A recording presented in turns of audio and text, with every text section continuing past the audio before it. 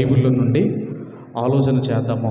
ఈరోజు మరి మనం చూడగలిగితే దేవునికి మరీ ఇష్టమైనవి మీకు తెలుసు అనే ఒక మంచి అంశాన్ని బైబిల్లో నుండి ఆలోచన చేద్దాము. మరలా చెబుతున్నాను, దేవునికి మరీ ఇష్టమైనవి మీకు తెలుసా అనే ఒక మంచి అంశాన్ని బైబిల్లో నుండి ఆలోచన చేద్దాము.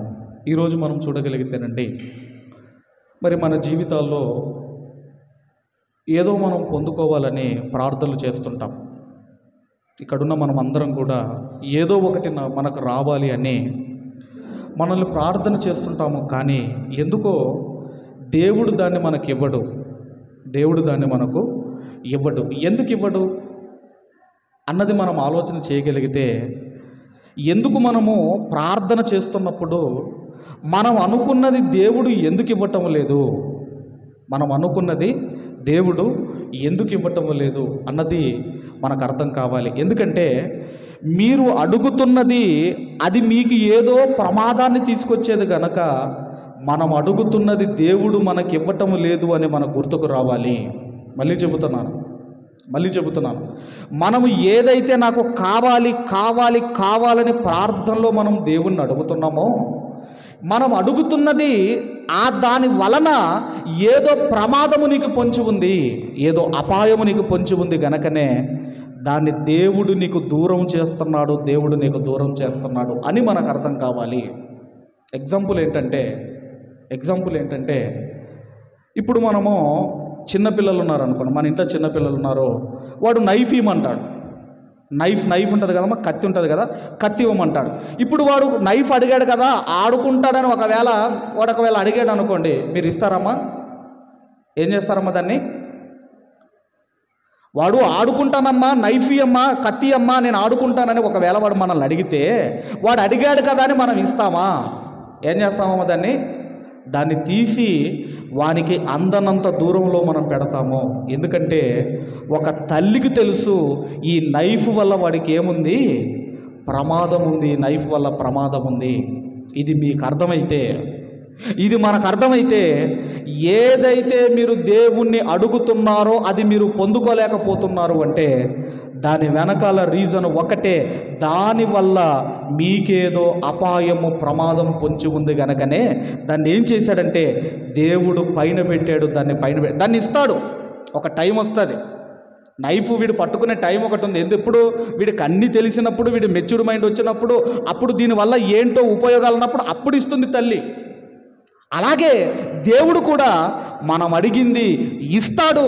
కానీ లేట్ ఎందుకు చేస్తున్నాడు అంటే, ఇప్పుడు ఇస్తే దానివల్ల నీకేదో ప్రమాదం ఉన్నది అని మనకు అర్థం కావాలి. కాబట్టి మనం ఆలోచన చేయగలిగితే, ఈరోజు మనం చూడగలిగితేనండి, మనం నేర్చుకోబోయే అంశం ఏంటంటే, దేవునికి మరీ ఇష్టమైనవి ఉన్నాయి, దేవునికి ఇష్టమైనవి ఉన్నాయి, మరీ ఇష్టమైనవి ఉన్నాయి. ఇప్పుడు మనం చూడగలిగితేనండి, కొంతమంది మరి మనకే ఇష్టమైనవి ఉంటాయి, మరీ ఇష్టమైనవి ఉంటాయి.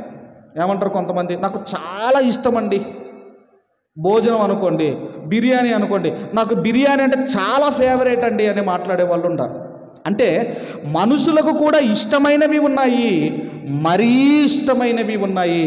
అలాగే పరలోకమందున్న దేవునికి కూడా ఇష్టమైనవి ఉన్నాయి, మరీ ఇష్టమైనవి దేవునికి ఉన్నాయి. మరి ఇంతకీ ఏంటయ్యా నీకు ఇష్టమో అని ఒకవేళ దేవుణ్ణి అడిగితే ఆయనకి ఏవి ఇష్టమో, ఒకవేళ వాటిని మనము చేస్తున్నామో అవి మనకు తెలుసో లేదో ఈ యొక్క లెసన్ ద్వారా, ఈ టాపిక్ ద్వారా మనం నేర్చుకుందాము. ఏంటయ్యా నీకు మరీ ఇష్టమైన ఏమున్నాయి నీకు అని ఒక్కొక్కటి దేవుణ్ణి మనము తెలుసుకుంటూ ఆయన ఇష్టాలు ఏంటివో, మరీ ఇష్టమైనవి ఏంటివో మనం తెలుసుకుంటూ మనం ముందుకు రాగలిగితే, ముందుగా అందరం కూడా సామెతల గ్రంథము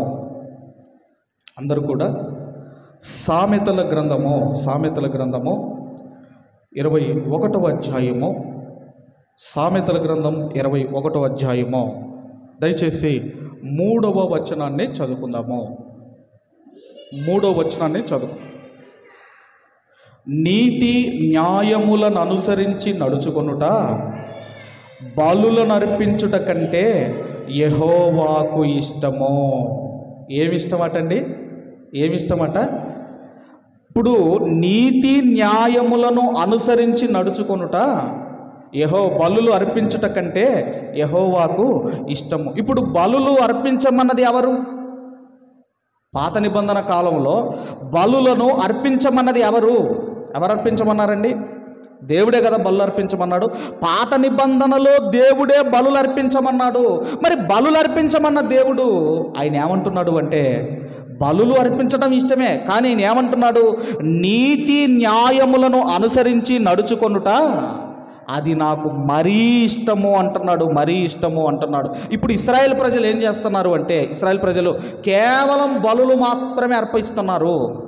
దేవుడు బలులు అర్పించమన్నాడు, బలులు అర్పిస్తున్నారు, కానీ నీతిగా న్యాయముగా బ్రతకటం లేదు, నీతిగా న్యాయంగా బ్రతకటం లేదు. అందుకే దేవుడు అంటున్నాడు, నువ్వు నీతిగా బ్రతకాలి, నువ్వు న్యాయంగా బ్రతకాలి, ఆ తర్వాత నువ్వు బలులు అర్పించాలి, ఆ తర్వాత నువ్వు బలులు అర్పించాలి. అంటే ఇప్పుడు బలుల కంటే నాకు నీతిగా న్యాయముగా బ్రతకటం నాకు ఇష్టం, నీతిగా న్యాయంగా బ్రతకటం నాకు ఇష్టము. ఒకవేళ మీరు ఆలోచన చేయగలిగితే సమూయేలు గారు కాలంలో మొదటి రాజైన సౌలు గారికి దేవుడు చెప్పిన మాట ఏంటంటే, ఈ అమాలేకులను మొత్తం నాశనం చేయి, అమాలేకులను పూర్తిగా నాశనం చేయి, వాళ్ళ యొక్క పశువులు కానీ ఏదైనా మొత్తం నాశనం చేయమంటే, ఈ సౌలు రాజు పోయి ఏం చేశాడంటేనండి, కొవ్విన పశువులను కొన్నిటిని ఆయన పక్కకు తీసుకొచ్చాడు. ఇక సమూయేలు గారు వచ్చిన తర్వాత వాటి అరుపులు, వాటి కేకలు, పశువుల అరుపులు కేకలు వినబడుతున్నప్పుడు ఇక దొంగ దొరికిపోయాడు కదా. దొరికిన తర్వాత అంటున్నాడు, లేదయ్యా, ఇదిగో నీ దేవుడైన యెహోవాకు బలివ్వడానికి మేము వాటిని పక్కకు చేసాం, సపరేట్ చేసాం అన్నప్పుడు, అప్పుడు దేవుడు అన్న ఒక మంచి మాట మీరు చూడగలిగితే ఏమన్నాడో ఒక్కసారి మీరు చూడగలిగితే, సమూయేలు మొదటి గ్రంథము 15వ అధ్యాయము, సమూయేలు మొదటి గ్రంథము 15వ అధ్యాయము లాస్ట్లో 22వ వచనాన్ని మనమందరం కూడా చదువుకుందాం. 22వ వచనాన్ని మనమందరం చదువుకుందాము. అందుకు సమూయేలు, తాను సెలవిచ్చిన ఆజ్ఞను ఒకడు గైకొనుట వలన యెహోవా సంతోషించినట్లు ఒకడు దహన బలులను అర్పించుట వలన యెహోవా సంతోషించున ఆలోచించుము. బలులు అర్పించుట కంటే ఆజ్ఞను గైకొనుటయు, పొట్టేళ్ల కొవ్వు అర్పించుట కంటే మాట వినుట శ్రేష్టము. నువ్వేదో బలులు అర్పిస్తానంటున్నావు, దహన బలులు అర్పించడానికి నేను ఇదిగో కొవ్విన వాటిని సపరేట్ చేశాను అంటున్నావు. అయితే దేవుడు అంటున్నాడు, అవి ఇష్టమే, రెండోది ఏంటంటే నా మాట వింటే నాకు చాలా ఇష్టం, మరీ ఇష్టం అంటున్నాడు. అందుకే ఇప్పుడు సామెతల గ్రంథంలో ఏమన్నాడండి, బలులు అర్పించుట కంటే నీతిగా న్యాయముగా బ్రతకటము నాకు ఇష్టము అంటే. ఇప్పుడు రెండిట్లలో దేవుడికి ఏది ఇష్టం అన్నమాట? బలులు ఇష్టమా, నీతిగా న్యాయముగా బ్రతకటం ఇష్టమా దేవుడికి? అంటే నాకు నీతిగా బ్రతకండి, న్యాయముగా బ్రతకండి, ఆ తర్వాతే మీరు బలులు అర్పించండి. కానీ ఇశ్రాయేలు ఏం చేస్తున్నారు? నీతిగా బ్రతకం లేదు, న్యాయంగా బ్రతకటం లేదు, బలులు మాత్రం అర్పిస్తున్నాడు. కాబట్టి అది దేవుడికి ఇష్టపడటం లేదు. కాబట్టి ఇంకా మనము బైబిల్ గ్రంథంలో చూడగలిగితే మరి యేసుక్రీస్తు వారు కూడా ఒక సందర్భాన్ని ఆయన రాస్తున్నాడు. మత్తయి సువార్త, దయచేసి మత్తయి సువార్త 5వ అధ్యాయము 21వ వచనం నుండి మనం చదువుకుందాం. 5వ అధ్యాయము 21 నుండి, నరహత్య చేయువాడు విమర్శకు లోనగునని పూర్వీకులతో చెప్పబడిన మాట విన్నారు కదా. నేను మీతో చెప్పున్నది ఏమనగా, తన సహోదరుని మీద కోపపడు ప్రతివాడు విమర్శకు లోనగును, తన సహోదరుని చూచి వ్యర్థుడు అని చెప్పువాడు మహాసభకు లోనగును, ద్రోహి అని చెప్పువాడు నరకాగ్నికి లోనగును. కావున నీవు బలిపీఠమునొద్ద అర్పణ నర్పించుచుండగా నీ మీద నీ సహోదరునికి విరోధమేమైనను కలదని అక్కడ నీకు జ్ఞాపకం వచ్చిన ఎడలా, అక్కడ బలిపీఠము ఎదుటనే నీ అర్పణమును విడిచిపెట్టి మొదట వెళ్ళి నీ సహోదరునితో సమాధానపడుము, అటు తర్వాత వచ్చి నీ అర్పణను అర్పించుము. ఇప్పుడు అర్పణలు అర్పించమని చెప్పింది దేవుడే. నా సన్నిధికి వట్టి చేతులతో రాకూడదు, ఇదిగో అర్పణలు తీసుకొని రమ్మని చెప్పింది దేవుడే. ఈ అర్పణలు అర్పించేటప్పుడు ఒకవేళ ఇదిగో పలానా ఆయనతో నాకు కొంచెం క్లాషెస్ ఉన్నాయి కదా, పలానా ఆయనతో నాకు ఇదిగో గొడవ ఉంది కదా అని ఏదైనా మీకు జ్ఞాపకం వస్తే దేవుడు అంటున్నాడు, ముందు వెళ్ళి సమాధానపడండి, ముందు వెళ్ళి సమాధానపడండి అంటున్నాడు. అప్పుడు వచ్చి సమాధానపడ్డ తర్వాత వచ్చి నాకు మీ అర్పణలు అర్పించండి అంటున్నాడు. ఇప్పుడు ఏది ఇష్టం దేవుడికి? సమాధానపడటం దేవుడికి ఇష్టమా? అర్పణలు అర్పించటం దేవుడికి ఇష్టమా? ఏది ఇష్టం అండి దేవుడికి? మరీ ఇష్టం ఏంటంటే నీవు సమాధానపడటం నాకు ఇష్టము, తర్వాత నీ అర్పణలు, ముందు నీవు సమాధానపడటం నాకు ఇష్టం, సమాధానపడటం నాకు ఇష్టము, ఆ తర్వాత నువ్వు నీ అర్పణను అర్పించమని దేవుడు చెబుతున్నాడు. కాబట్టి మొట్టమొదటిగా బలులు అర్పించట కంటే నీతి న్యాయముగా బ్రతకటం నాకు ఇష్టము అంటున్నాడు. ఇక్కడ కూడా అర్పణలు అర్పించుట కంటే నీ సహోదరునితో సమాధాన పడటము నాకు ఇష్టము అని దేవుడు మాట్లాడుతున్నాడు. ఇక ఇంకా ఏంటి అయ్యా నీకు ఇష్టాలని మనం చూడగలిగితేనండి, ఆమోసు గ్రంథము 5వ అధ్యాయము, అందరం కూడా ఆమోసు గ్రంథము 5వ అధ్యాయము 23, 24 వచనాలు. 23, 24 మీ పాటల ధ్వని నా యొద్ద నుండి తొలగనీయుడి, మీ స్వరమండలముల నాదము వినుట నాకు మనస్సు లేదు. పాత నిబంధనలో మీరు చూడగలిగితే దేవుడే వాయిద్యములతో, సితారతో, వాయిద్యములతో, ఇన్స్ట్రుమెంట్స్తో మీరు నన్ను స్తుతించండి అని పాత నిబంధనలో దేవుడే చెప్పాడు. మీరు కీర్తనల గ్రంథం 50 అధ్యాయం మీరు ఆ 150 అధ్యాయం మీరు చదివితేనండి, ఇదిగో మీరు స్తుతించండి, తంతి వాయిద్యములతో స్తుతించండి, సితారతో స్తుతించండి అని ఇన్స్ట్రుమెంట్స్తో నన్ను స్తుతించండి అని చెప్పింది దేవుడే. అయితే దేవుడు అంటున్నాడు, మీ పాటలు వినడానికి నాకు మనస్సు లేదు అని దేవుడు అంటున్నాడు. ఈరోజు ఒకప్పుడు మన క్రిస్టియన్ సాంగ్స్ చూడండి, ఇప్పుడు మన క్రిస్టియన్ సాంగ్స్ చూడండి. ఇప్పుడు అది ఏం సాంగో మనకు అర్థం కాదు, ఒకటే మ్యూజిక్, ఆ పాట అర్థం కాదు, అందులో డ్యాన్సులు, ఏదో క్లబ్బో తెలియదు, అది ఆరాధన తెలియటం లేదు.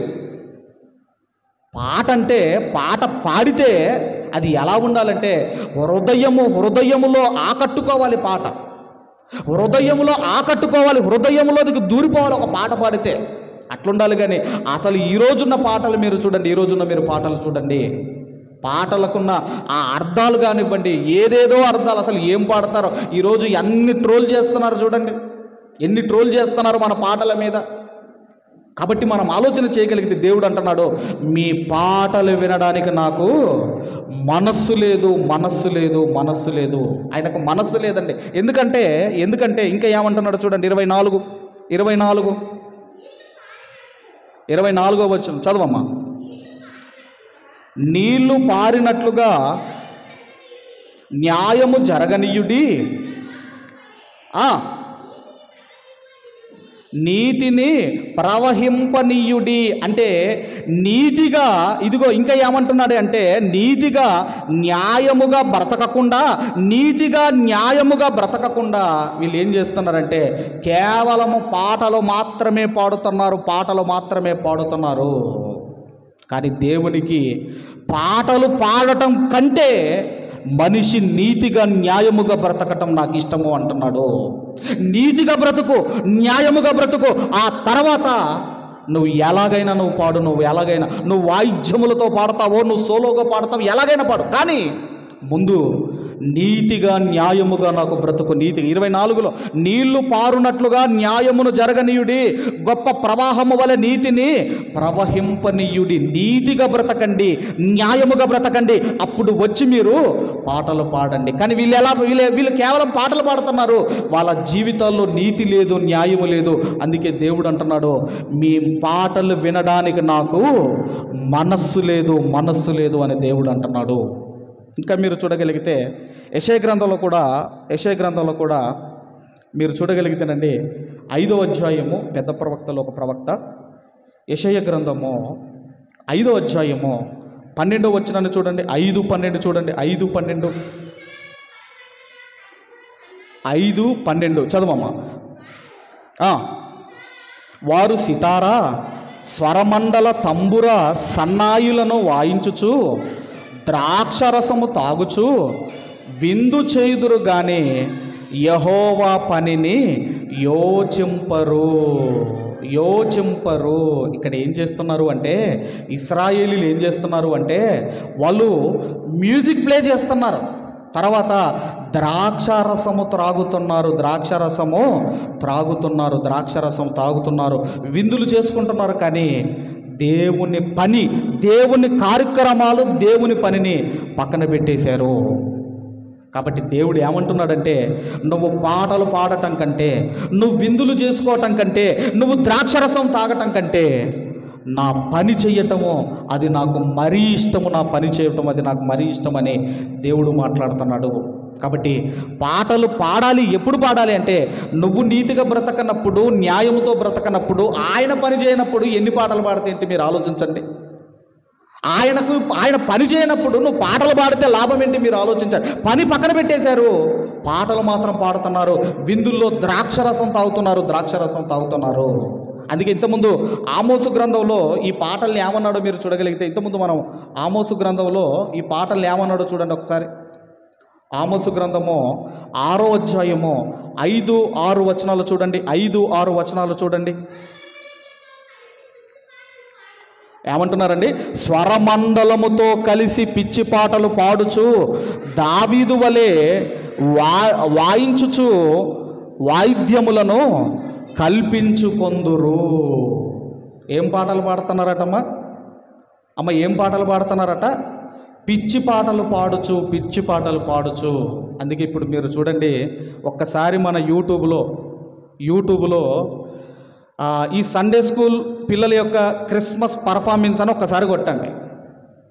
అసలు ఆ లైటింగ్ కానివ్వండి, ఆ డ్రెస్ కోడ్ కానివ్వండి, వాళ్ళ డ్యాన్సులు కానివ్వండి, ఎలా ఉంటాయో ఒక్కసారి చూడండి మీరు.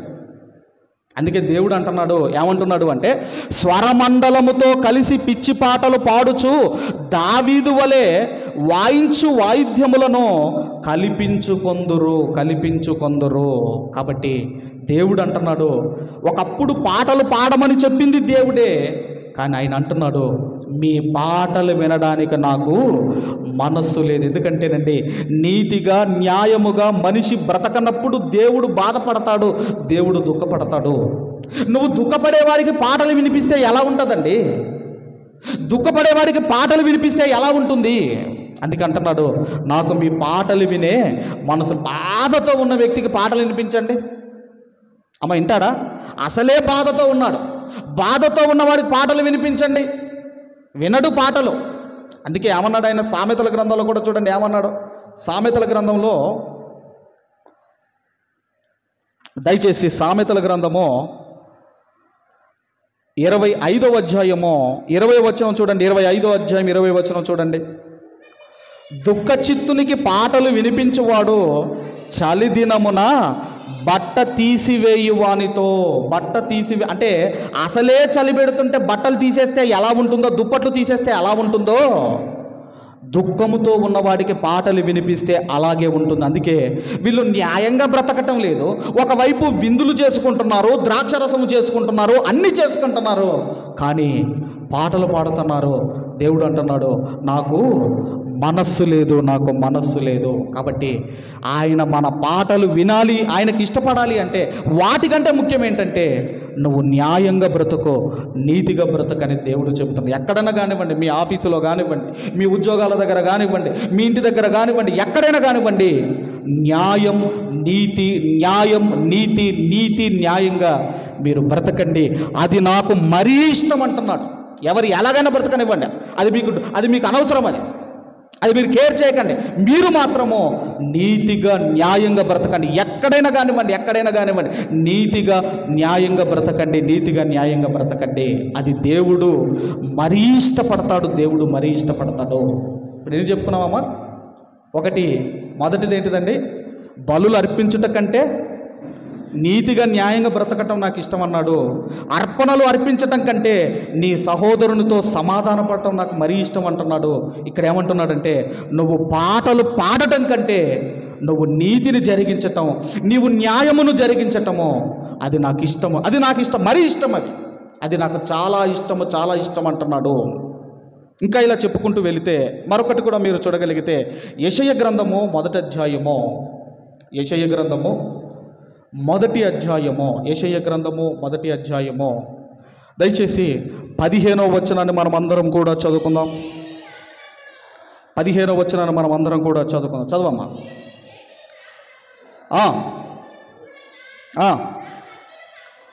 కప్పుకొందును, మీరు బహుగా ప్రార్థన చేసినను నేను వినను అంటున్నాడు. ఆగండమ్మా, ఏమంటున్నాడమ్మా? మీరు బహుగా ప్రార్థన చేసినను నేను వినను అంటున్నాడు. అదేంటండి మరి? ప్రార్థన చేయమని చెప్పింది దేవుడేనా కాదా? ఎవరు చెప్పారమ్మా? ప్రార్థన చేయమని చెప్పింది ఎవరు? నాకు ప్రార్థన చెయ్యండి అని చెప్పింది దేవుడే. మరి అలాంటి దేవుడు మీ ప్రార్థన నేను వినను అని ఎందుకు అంటున్నాడు? ఎందుకంటున్నాడు అంటే దానికి రీజన్ ఉంది, దానికి కారణం ఉంది. గంటలు గంటలు ప్రార్థన, కన్నీటి ప్రార్థన, ఎన్ని ప్రార్థనలు చేసిన ఇశ్రాయేలీలు ఆ ప్రార్థనను దేవుడు అంటున్నాడు నేను వినను, నేను వినను. ఎందుకయ్యా వినవు నువ్వు ప్రార్థన? ఎందుకయ్యా వినవంటే కింద ఆన్సర్ చెబుతున్నాడు చూడండి, కింద ఆన్సర్ చెబుతున్నాడు చూడండి. మీ చేతులు రక్తముతో నిండియున్నవి, మిమ్మును కడుక్కొని శుద్ధి చేసుకొనుడి,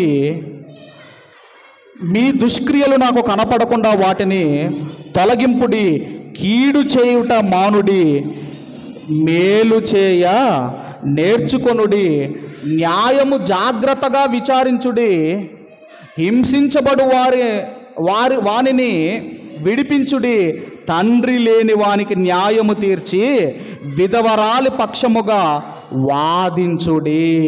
అంటే ఇక్కడ ఏంటంటే వాళ్ళ లైఫ్, వాళ్ళ జీవితాలు బాగాలేవు, ఇశ్రాయేలీల జీవితాలు బాగాలేవు. అందుకే ఆయన ఏమంటున్నాడు? మీ చేతులు రక్తముతో నిండి ఉన్నవి, మీ చేతులు రక్తముతో నిండి ఉన్నవి అంటే వాళ్ళ జీవితాలు బాగాలేవు, కానీ ప్రార్థన మాత్రం చేస్తున్నారు. అది ఎక్కడికి పోదండి ఆ ప్రార్థన. మన జీవితాలు బాగా లేకుండా, పరిశుద్ధంగా, పవిత్రంగా లేకుండా మీరు ఎంత ప్రార్థన చేసినా ఆ ప్రార్థన మీకే వినబడుతుంది, సంఘానికి వినబడుతుంది, దేవునికి వినబడదు, దేవునికి వినబడదు. ఇప్పుడు మీరు ఆలోచించండి, ప్రార్థన చేయటము ముఖ్యమా, నువ్వు పవిత్రంగా బ్రతకటం ముఖ్యమా? ఏది ముఖ్యమండి రెండిట్లలో దేవుడికి? ఏది ముఖ్యమండి? ముందు నీవు పవిత్రంగా బ్రతుకు, ఆ తర్వాత నువ్వు ప్రార్థన చెయ్యి. కానీ పవిత్రమైన జీవితాలు లేకుండా వీళ్ళు ఏం చేస్తున్నారంటే ప్రార్థన చేస్తున్నారు. మళ్ళీ అడుగుతారు అక్కడ దేవుని, నువ్వు ఎందుకైనావు ఆ ప్రార్థన? మేము ఇంత ఉపవాసం చేస్తున్నప్పుడు నువ్వు ఎందుకైనావు అని దేవుణ్ణి అడుగుతారు వీళ్ళు మళ్ళీ. కాబట్టి దేవుడు అంటున్నాడు, నువ్వు ముందు పవిత్రంగా బ్రతుకు, ఆ తర్వాత నాకు ప్రార్థన చెయ్యి. నువ్వు పవిత్రంగా, పరిశుద్ధంగా బ్రతకటం అది నాకు ఇష్టం, ముందు అది నాకు ఇష్టం, ఆ తర్వాత నువ్వు ప్రార్థన చెయ్యి. నీకు ఏది అవసరమో, నీకు అవసరముగా ఉన్నదేదో అది నాకు తెలుసు అన్నాడు. కాబట్టి ముందుగా నీవు పవిత్రంగా బ్రతుకు. కానీ ఇశ్రాయేలీలు పవిత్రంగా బ్రతకకుండా దేవునికి ప్రార్థన చేస్తున్నారు. అందుకే ఆయన అంటున్నాడు, మీ ప్రార్థన నేను వినను అంటున్నాడు. ఇంకొంతమంది ఉన్నారండి, ఇంకొంతమంది మీరు చూడగలిగితే సామెతల గ్రంథంలో 28వ అధ్యాయం చూడండి ఒకసారి. సామెతల గ్రంథము 28వ అధ్యాయము 9వ వచనాన్ని మనము చదువుకుందాము. 9వ వచనం చదువమ్మా. ధర్మశాస్త్రము వినబడకుండా చెవిని తొలగించుకొని వాని ప్రార్థన హేయము అంటున్నాడు. అంటే దేవుని వాక్యము వినకుండా నువ్వు ఎంత ప్రార్థన చేసినా అది హేయము, అది నాకు నచ్చదు, అది నాకు అసహ్యము అంటున్నాడు దేవుడు. అసలు నీ ప్రార్థన అది మీకే వినబడుతుంది, మీ కుటుంబానికి వినబడుతుంది, ఒకవేళ ఇక్కడ నిలబడి ప్రార్థన చేస్తే సంఘానికి వినబడుతుంది, కానీ అది దేవునికి వినపడదు. అంటే దేవునికి నీ ప్రార్థన చేరాలి అంటే ముందుగా పవిత్రంగా బ్రతకాలి, నువ్వు దేవుని వాక్యాన్ని వినాలి, అప్పుడు నువ్వు దేవునికి ప్రార్థన చెయ్యి. నీ ప్రార్థన దేవునికి వినపడుతుంది. ఏదో డ్యూటీలు ఉన్నాయంటే ఓకే, అది అనారోగ్య పరిస్థితులు అంటే ఓకే, ఏదైనా దూర ప్రయాణంలో ఉన్నారంటే ఓకే, కానీ మీరు ఆలోచన చేయగలిగితే ఆయన మాటలు వినకుండా నువ్వెంత ప్రార్థన చేసినా మీ స్లాబ్ పైకి పోదా ప్రార్థన దేవుడు అంటున్నాడు. కాబట్టి పవిత్రంగా బ్రతకటం నాకు ఇష్టము అంటున్నాడు. నా మాటలు విని నువ్వు ప్రార్థన చేస్తే అది నాకు మరీ ఇష్టం అని దేవుడు చెబుతున్నాడు. ఎన్ని చెప్పానమ్మా? ఎన్ని చెప్పాను ఇప్పుడు నేను? 3 చెప్పాను నేను. ఇప్పుడు ఎన్ని చెప్పానమ్మా? 3 చెప్పి ఇలా చెప్పుకుంటూ వెళితే దేవునికి మరీ ఇష్టమైనవి చాలా ఉన్నాయి. ఇంకొకటి కూడా మీరు చూడగలిగితే, మరొకటి కూడా మీరు చూడగలిగితే అదే మనము యెషయా గ్రంథము 29వ అధ్యాయము, యెషయా గ్రంథము 29వ అధ్యాయము 13వ వచనాన్ని మనం అందరం కూడా చదువుకుందాము. 29:13 చదవమ్మా. ఈ ప్రజలు నోటి మాటలతో నా యొద్దకు వచ్చుచున్నారు, పెదవులతో నన్ను ఘనపరుచుచున్నారు కానీ తమ హృదయము నాకు దూరము చేసుకొని ఉన్నారు. ఇప్పుడు వీళ్ళు ఇశ్రాయేలీలు ఎలా గణపరుస్తున్నారటమ్మ దేవుణ్ణి? ఎలా గణపరుస్తున్నారటమ్మ? పెదవులతో గణపరచడం అంటే ఇప్పుడు దేవునికి 1,000,000 సార్లు స్తోత్రాలు చెప్పాలనుకోండి. ఎన్నిసార్లు అమ్మా? 1,000,000 సార్లు నేను చెప్పమన్నాను అనుకోండి. ఇప్పుడు మీరు ఏమంటారమ్మా? 1,000,000 సార్లు స్తోత్రాలు దేవుడికి చెప్పండి అని నేను అన్నాను అనుకోండి. ఇప్పుడు మీరు ఏమంటారంటే అయ్యగారు ఒక పాట పాడతానట. ఏం పాట అంటే 1,000,000 స్తోత్రములు డాడీ అని ఒక పాట పాడాను. ఏ పాటమ్మా? 1,000,000 స్తోత్రం. అందుకే దేవుడు అంటున్నాడు, కేవలం మీరు పెదవులతో నన్ను గణపరుస్తున్నారు. పెదవులతో నన్ను పెదవుల మీద పప్పలేంపటం, పెదవులతో మనం గణపరిచినంత మాత్రం ఆయన పూరిలాగా ఉబ్బిపోయేవాడు కాదు దేవుడు. ఎందుకు పెదవులతో గణపరుస్తున్నారు? ఇంకా ఏమంటున్నాడు ఆయన అక్కడ? ఆ పెదవులతో నన్ను గణపరుస్తున్నారు కానీ తమ హృదయము నాకు దూరము చేసుకొని ఉన్నారు. వారు నా ఎడల చూపు భయభక్తులు, మానవుల విధులను బట్టి వారు నేర్చుకొనినవి. కొన్ని సంఘాల్లోనికి మీరు వెళితే వాళ్ళ చర్చి పాటలే పాడాలి. ఇంకా వాళ్ళు ఏ మీటింగ్కి అయితే వెళ్ళమంటారో ఆ మీటింగ్కే వెళ్ళాలి. ఒకవేళ వేరే వాళ్ళు సభలు పెట్టారనుకోండి, వీళ్ళు కావాలని మీటింగ్ పెడతారు. చర్చిలో కావాలని వీళ్ళు ఇక్కడ కూడిక పెడతారు. ఎందుకంటే వీళ్ళు అక్కడికి వెళ్ళిపోయారు అనుకోండి, మళ్ళీ వీళ్ళందరూ కూడా అటు వెళ్ళిపోతారు. కాబట్టి దేవుడు అంటున్నాడు, ఏమంటున్నాడంటే పెదవులతో నన్ను గణపరుస్తున్నారు, వాళ్ళ హృదయము నాకు దూరం చేసుకున్నారు. ఎందుకంటే మనుషుల పద్ధతులను బట్టి భయభక్తులు నేర్చుకున్నారు కానీ దేవుని పద్ధతులను బట్టి భయభక్తులు నేర్చుకోలేదు. ఈరోజు మన సంఘాలు మీరు చూడగలిగితే, ఈరోజు ఎప్పుడు కూడా మీరు ఒకటి గుర్తుపెట్టుకోండి, ఎక్కడైతే వ్యాపారము జరుగుతుందో వ్యాపారము జరిగే దగ్గర పబ్లిక్ ఎక్కువ ఉంటుంది. మీకు ఆనవాళ్ళు ఏంటంటే, మార్కెట్లో ఎంతమంది ఉంటారండి? వరంగల్ మార్కెట్లోకి వెళ్ళిన వాళ్ళే కదా అందరు కూడా. ఎంతమంది ఉంటారు వరంగల్ మార్కెట్లో? ఎంతమంది ఉంటారమ్మా? చాలామంది ఉంటారు. అట్నుంచే వచ్చి మీరు చౌరస్తాలో గోల్డ్ షాప్ ఒకటి చూడండి. గోల్డ్ షాప్లో ఎంతమంది ఉంటారమ్మా? గోల్డ్ షాపులో ఒక్కళ్ళు ఇద్దరు ఉంటారు. మార్కెట్లో చాలామంది ఉంటారు. ఎందుకంటే అక్కడ వ్యాపారం. అక్కడ మార్కెట్లో చాలామంది ఉంటారు. స్వచ్ఛమైన వాక్యం చెప్పే దగ్గర కేవలం కొద్ది మంది మాత్రమే ఉంటారు. అంతేగాని వేల మంది వస్తున్నారంటే అది మీరు ఎప్పుడు కూడా మోసపోకండి. ఒకానొక రోజున దేవుడు ఆ తూర్పార పట్టినప్పుడు గింజలేంటో, ఇదిగో గింజలేవో, గడ్డేదో, అవన్నీ కూడా గురుగులేంటో అన్నీ కూడా ఒకానొక రోజున బయటపడతాయి. కాబట్టి మనం ఆలోచన చేయగలిగితే ఆయన అంటున్నాడు, పెదవులతో నన్ను గణపరుస్తున్నారు కానీ దేవుడు అంటున్నాడు దేంతో గణపరచాలో మీరు చూడగలిగితే, మరి నీకు ఇష్టం ఏంటయ్యా అని అడిగితే, ఇప్పుడు లూకాసు వార్తలోనికి మీరు రాగలిగితే అందరూ కూడా లూకాసు వార్త మొదటి అధ్యాయము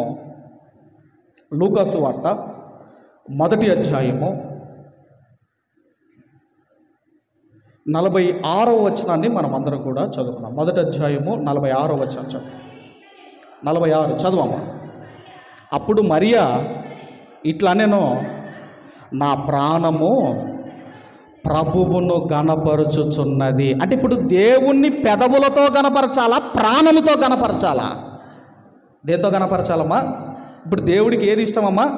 పెదవులతో గణపరచడం దేవుడికి ఇష్టమా? ప్రాణముతో గణపరచడం దేవుడికి ఇష్టమా? చెప్పరేందమ్మా? ఏది ఇష్టమండి? ప్రాణముతో గణపరచడము దేవునికి ఇష్టము. కానీ ఇశ్రాయేలు ఏం చేస్తున్నారండి? ఏం చేస్తున్నారు?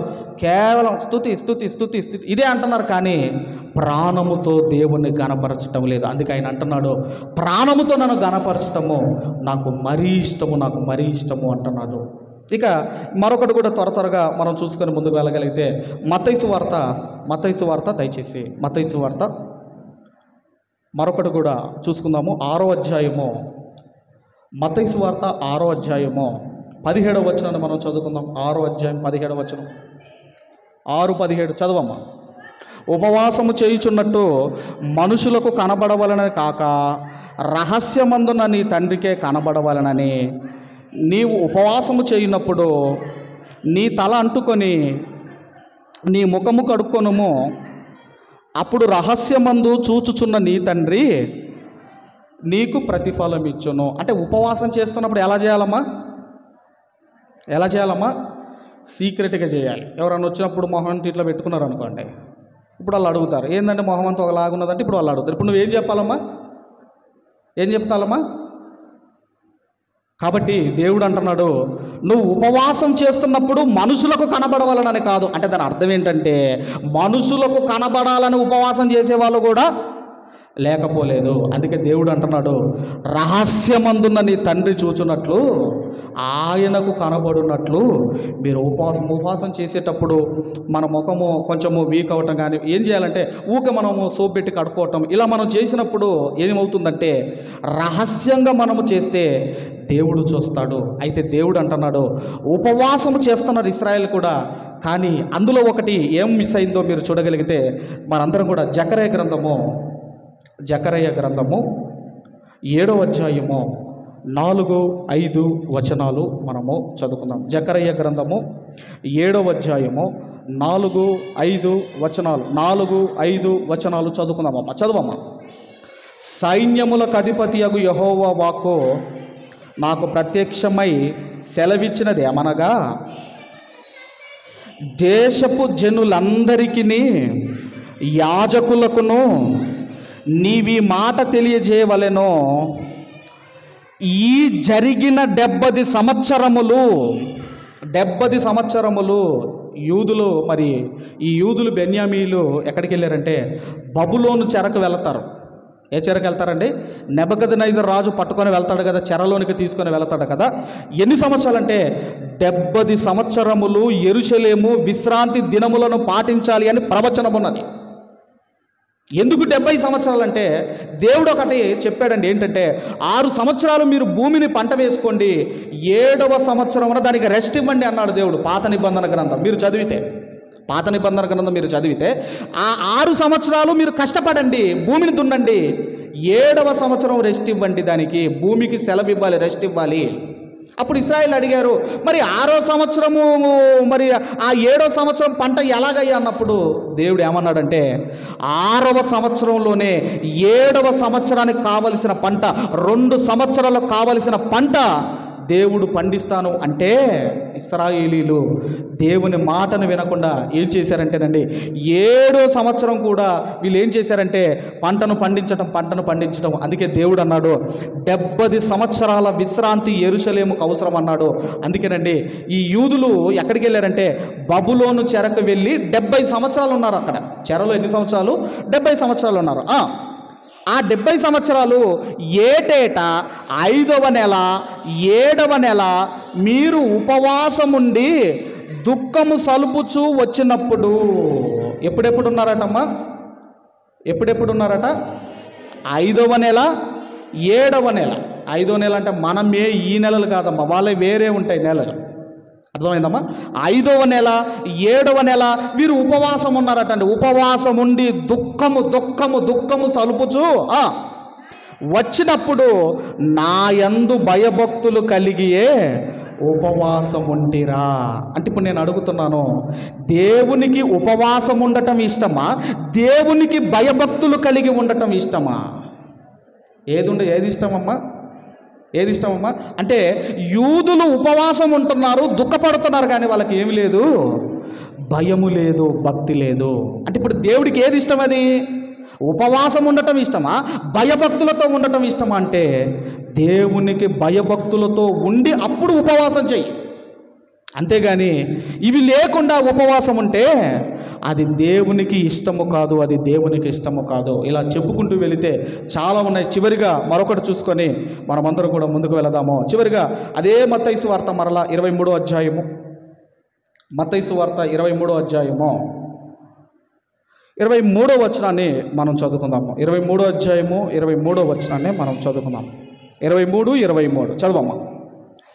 అయ్యో వేషధారులైన శాస్త్రులారా, పరిసయ్యులారా, మీరు పుదీనాలోను సోపులోను జీలకర్రలోను 10వ వంతు చెల్లించి ధర్మశాస్త్రములో ప్రధానమైన విషయములను అనగా న్యాయమును, కనికరమును, విశ్వాసమును విడిచిపెట్టితిరి, వాటిని మానక వీటిని చెయ్యవలసి ఉండెను అంటున్నాడు. ఇప్పుడు వీళ్ళు ఈ శాస్త్రులు పరిశీలి వీళ్ళు ఏం చేస్తున్నారు అంటే ఎందులో దశమ భాగం ఇస్తున్నారు? పుదీనాలోను సోపులోను జీలకర్ర, మనం కూరలు వేసుకుంటాం కదమ్మా, జీలకర్ర వేసుకుంటాం కదా, జీలకర్ర వేసుకుంటాం. అందులో కూడా వీళ్ళు ఏమి ఇస్తున్నారు అంటే 10% ఇస్తున్నారు. దశమ భాగం, టైత్ అంటాం కదా, 10% దశమ భాగం ఇస్తున్నారు.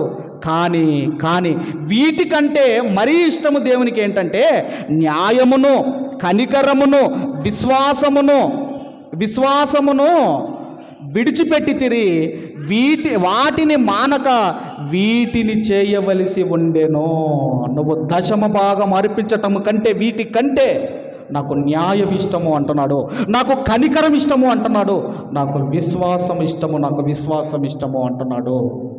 అందుకేనండి మన అంశం ఏంటంటే దేవునికి మరీ ఇష్టమైనవి మీకు తెలుసా అని మనము అడుగుతున్నాం. నేను అడుగుతున్నాను మిమ్మల్ని, దేవునికి మరీ ఇష్టమైనవి ఏంటంటే ఆయనకు ఇష్టమైనవి ఉన్నాయి, మరీ ఇష్టమైనవి ఉన్నాయి. ఇవన్నీ కూడా దేవుడు అంటున్నాడు నాకు మరీ ఇష్టము. ఇప్పుడు ఏం చేయాలి? దేవుడికి మనము ఏం చేయాలమ్మా?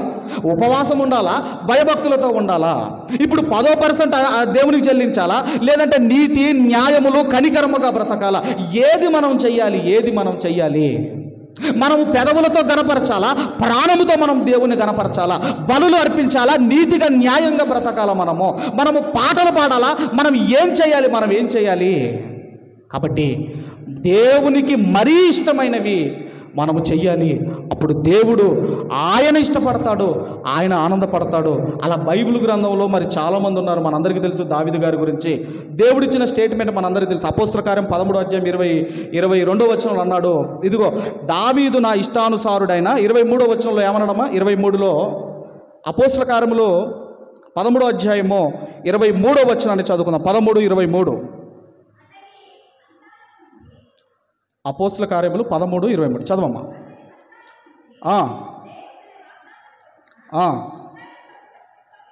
22 చదవమ్మా.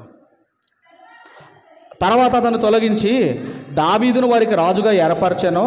మరియు అతడు, నేను యెషై కుమారుడైన దావీదును కనుగొంటిని, అతడు నా ఇష్టానుసారుడైన మనుష్యుడు, అతడు నా ఉద్దేశములన్నీ నెరవేర్చునని అతని గూర్చి సాక్ష్యమిచ్చెను. దేవుడే స్టేట్మెంట్ ఇస్తున్నాడు. ఏమంటున్నాడంటే దావీదు నా ఇష్టానుసారుడైన మనుష్యుడు.